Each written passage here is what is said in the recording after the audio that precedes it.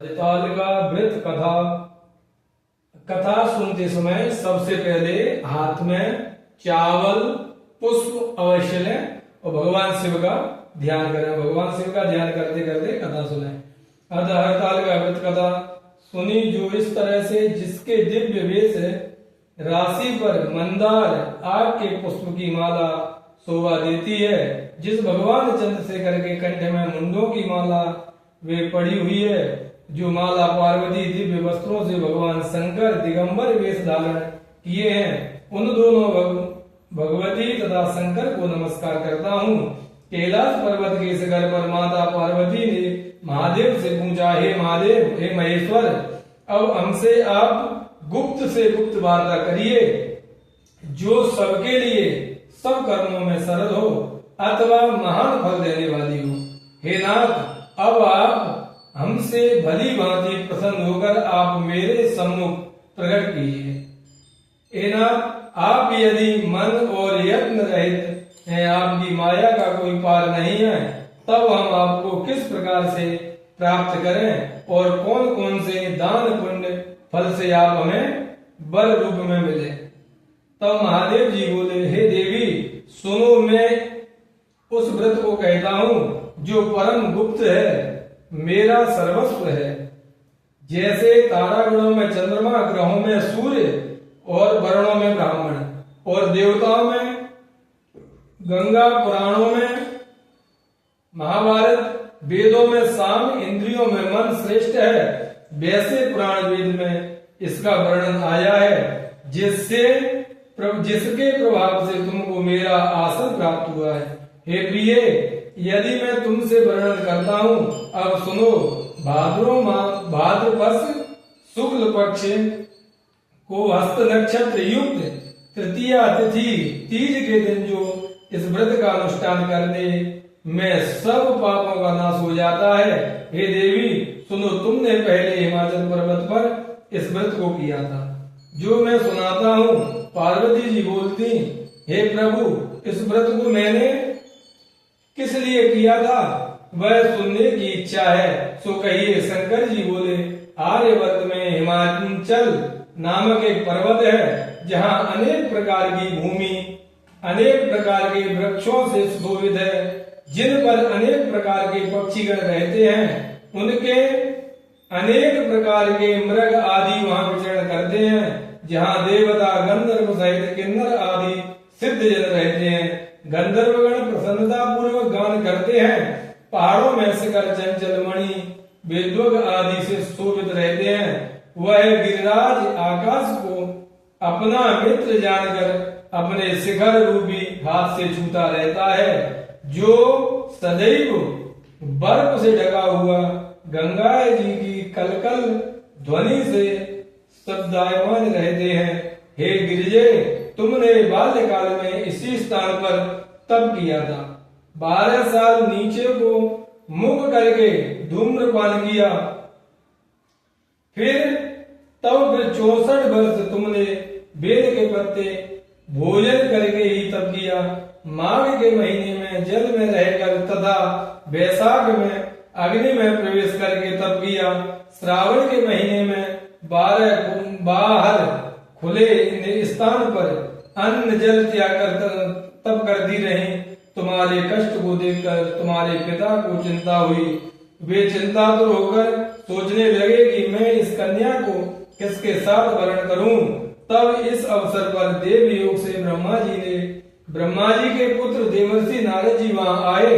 देवर्षि नारद जी तुमको शैलपुत्री को देखा तो तुम्हारे पिता हिमाचल ने देवर्षि को अद्य पद्म आसन देकर सम्मान सहित बिठाया और कहा, हे मुनीश्वर, आज आपने यहाँ तक आने का कैसे कष्ट किया। आज मेरा अहोभाग्य है कि आपका शुभागमन हुआ है, पर कहिए क्या आज्ञा है। तब नारद जी बोले, गिरिराज, मैं विष्णु का भेजा हुआ आया हूँ, तुम मेरी बात सुनो। आप अपनी लड़की को उत्तम वरदान करें। ब्रह्मा, इंद्र, शिव आदि देवताओं में विष्णु के समान कोई नहीं है, इसलिए तुम मेरे मत से आप अपनी पुत्री का दान विष्णु भगवान को दें। हिमांचल बोले, यदि भगवान वासुदेव स्वयं ही पुत्री को ग्रहण करना चाहते हैं तो फिर इसी कार्य के लिए ही आपका आगमन हुआ है, तो वह मेरे गौरव की बात है, मैं अवश्य उनको ही दूंगा। हिमांचल की यह कथा सुनते ही देवर्षि नारद जी आकाश में अंतर ध्यान हो गए और शंख चक्र गदा पद्म एवं पीतांबरधारी विष्णु के पास जा पहुंचे। नारद जी ने हाथ जोड़कर विष्णु से कहा, हे प्रभु, आपका विवाह कार्य निश्चित हो गया है। वहाँ हिमांचल ने प्रसन्नता पूर्वक कहा है कि पुत्री, मैंने तुमको गरुड़ध्वज भगवान विष्णु को अर्पण कर दिया है।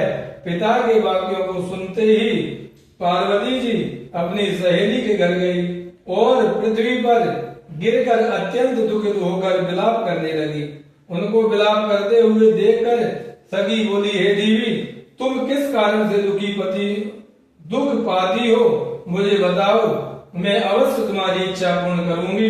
तब पार्वती बोली, हे सखी सुन, मेरी जो मन की अभिलाषा है अब मैं सुनाती हूँ।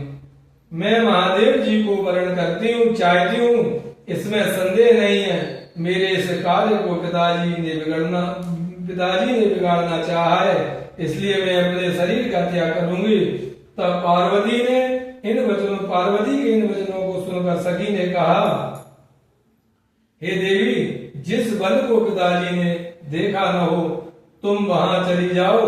तब हे देवी पार्वती जी, तुम उस अपनी सखी का यह वचन सुनकर मेरे ऐसे वन को चली गई। पिता हिमांचल तुमको घर पर ढूंढने लगे और सोचा कि मेरी पुत्री को या तो कोई देव दानव अथवा किन्नर हरण करके ले गया है।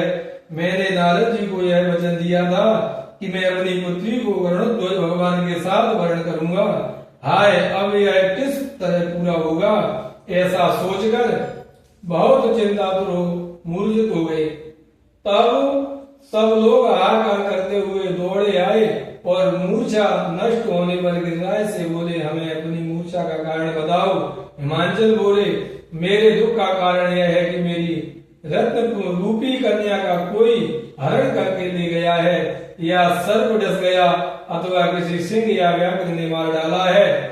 न जाने वह कहाँ चली गई या उसे किसी राक्षस ने मार डाला है। इस प्रकार कहकर गिरिराज दुखित होकर इस तरह कांपने लगे जैसे तीव्र वायु चलने पर कोई वृक्ष कांपता है। तत्पश्चात हे पार्वती जी, तुमको गिरिराज सखियों सहित घने जंगल में ढूंढने निकले। सिंह व्याघ्र आदि हिंसक जंतुओं के कारण वन भयानक प्रतीत होता था। तुम भी सखी के साथ जंगल में घूमती हुई भयानक जंगल में एक नदी के तट पर एक गुफा में पहुंची। उस गुफा में तुम अपनी सखी के साथ प्रवेश कर गई, जहां तुम अन्नदान का त्याग करके बालू का शिवलिंग बना करके मेरी आराधना करती रही।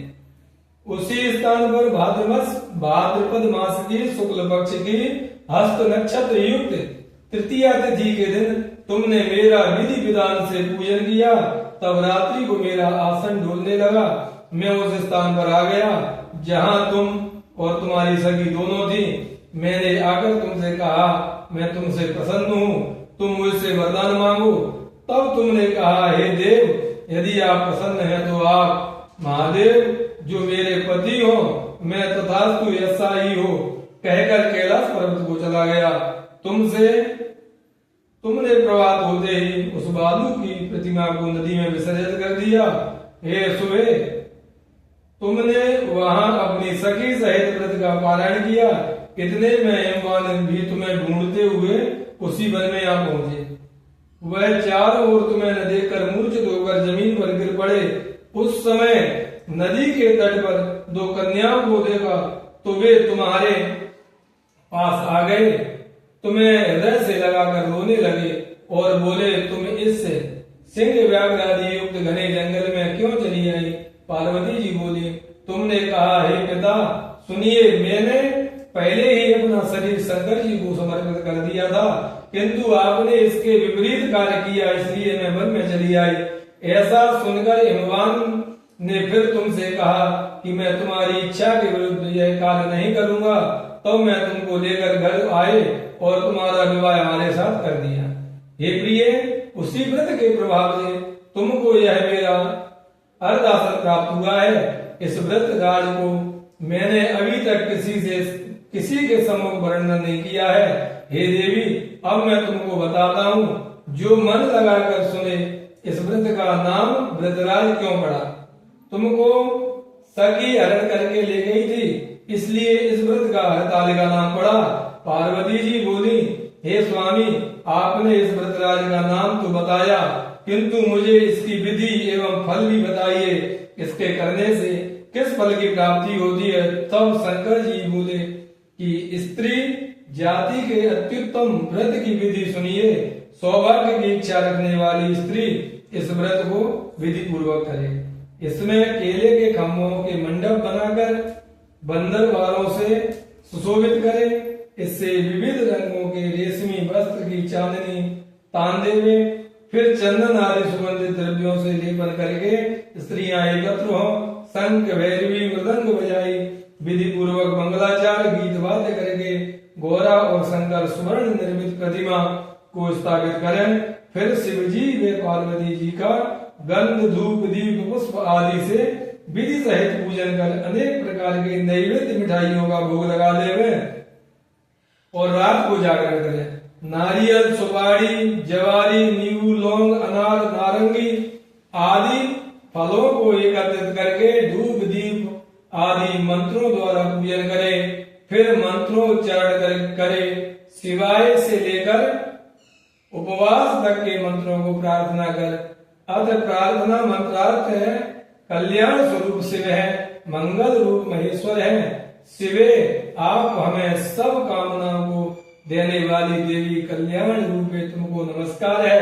कल्याण स्वरूप माता पार्वती जी, हम आपको नमस्कार करते हैं और श्री शंकर जी को सदैव नमस्कार करते हैं। ब्रह्म पावनी जगत का पालन करने वाली माता जी, आपको नमस्कार है।